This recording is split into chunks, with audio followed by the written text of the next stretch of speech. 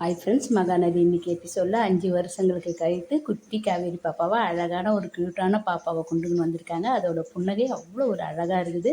இந்த இடத்துல விஜய் எழுப்புறாரு. காவேரின்னு பேர் சொல்லி தான் எழுப்புறாரு. எழுந்திருக்கும் போது அந்த பெட்ஷீட்டை பாப்பா நீக்குது பாருங்க. நம்ம காவேரி எப்படி சடன்லி திறந்து பார்ப்பாலும் அதே போல் திறந்து பார்த்து சிரிக்குது.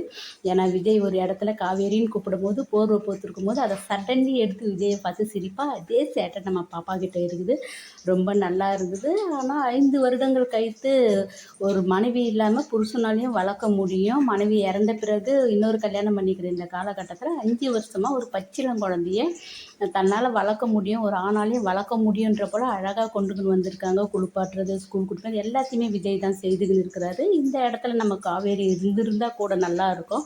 ஏன்னா 5 ஆண்டுகளுக்கு பிறகுன்னு கொண்டுன்னு வந்திருக்காங்க. காவேரியும் பக்கத்தில் இருந்தால் ரொம்ப நல்லா இருந்திருக்கும். பீகாக் ஃபேன்ஸுங்களும் சந்தோஷப்பட்டிருப்போம். ஆனால் இல்லை, இங்கே வந்து பாப்பா அம்மாவை பார்க்கணும் போல் ஆசையாக இருக்குது, கூட்டிகிட்டு போறியான்னு கேட்கும்போது நம்ம விஜயோட முகம் மாறுது.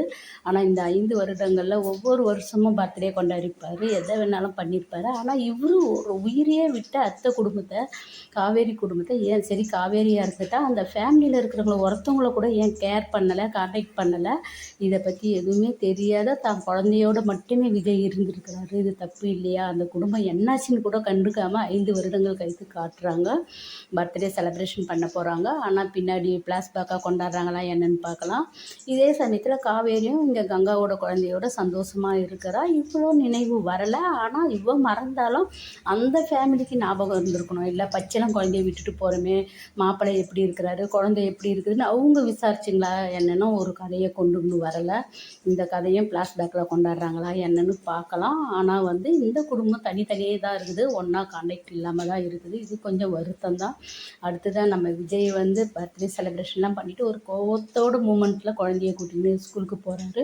பாட்டியும் காட்டலை. பாட்டி என்ன ஆனாங்கன்னு பார்க்கலாம். ராதாம்மா தான் வந்து குட்டி காவேரி பாப்பா வச்சுக்கின்னு குட்டி காவேரின்னு சொல்கிறாங்க. ஒரு தாயோட அரவணைப்பு வந்து இந்த குழந்தைக்கு கிடைக்கலனாலும் ஒரு அப்பா சந்தோஷமாக வளர்த்துக்கிறாரு. இருந்தாலும் தாய் இல்லைன்ற ஏக்கம் நம்ம குட்டி காவேரிக்கும் இருக்குது.